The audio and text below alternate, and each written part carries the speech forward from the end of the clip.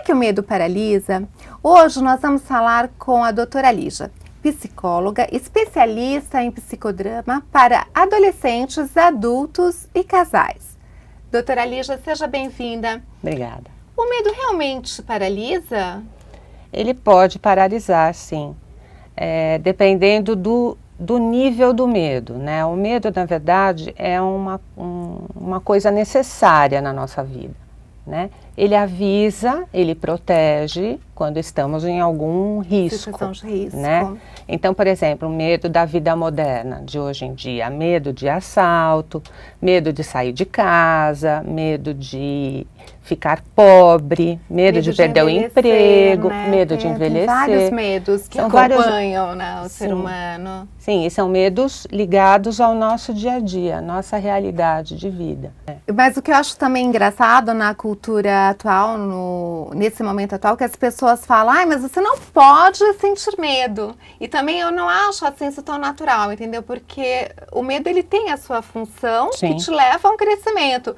Sim. E aí você ouve aquele... é um chavão, né? Porque você vai conversar com alguém, a primeira coisa que fala, mas você não pode sentir medo, né? Assim, agora, sim, parece que o medo, porque faz uma confusão, sim, do medo com o pânico, ou usa o medo de uma forma no senso comum, né? De uma forma pejorativa. Acho que não, o medo é muito importante, ele nos avisa de perigos, inclusive algumas coisas são intuitivas.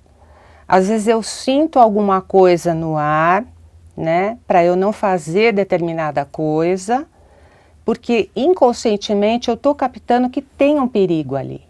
Então, né? Ele é útil até. Então ele me protege, ele evita de eu arriscar a minha vida, né? Então o medo é importante. Por exemplo, alguns cuidados. Então eu tenho medo de sair sozinha de carro à noite.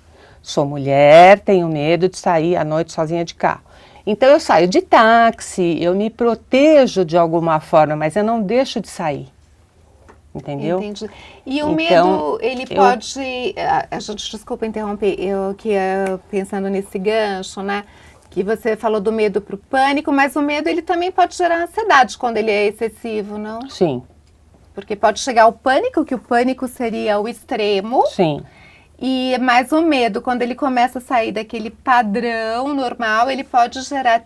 Porque eu creio que ele pode gerar ansiedade também. Sim, muita ansiedade, porque eu fico, tem coisas que eu tenho que fazer, né? Por exemplo, eu tenho que ir trabalhar, mas eu tenho medo do meu chefe, não sei lidar com o meu chefe, e aquilo me deixa extremamente ansiosa. Então você já vai para o trabalho com aquela ansiedade, com aquele receio, com o coração apertado. Ou às vezes fico até doente, então começo a ficar muito doente para não ter que ir trabalhar.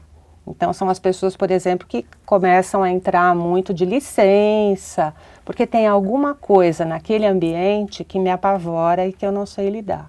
E no consultório aparecem muitas pessoas com essa demanda de medo, de pânico? Muito, muito frequente, né? Essas pessoas que localizam, às vezes, não é o pânico, às vezes é ansiedade só. Ansiedade, mas causada pelo medo. Isso, ansiedade... que a gente diz hoje em dia que é o mal do século, é a ansiedade, né? Eu não vivo o momento... Outro tema, uma próxima conversa, ansiedade. Porque eu não vivo o momento agora, eu vou me projetando para frente. Então vai acontecer isso, vai acontecer aquilo, vai acontecer aquilo outro. Eu gosto da meditação, porque a meditação, ela leva ao presente, acho que isso auxilia também, né? É o aumento da consciência, quanto mais consciente você for daquele momento, menos medo você vai ter, mais facilmente você vai lidar com as situações, né? A consciência Então, mesmo. Criar consciência. Isso. Então, doutora Lígia, muito obrigada. Imagina, novamente obrigada a por você. ter vindo. Prazer. E fique com essa frase, criar consciência. Namastê.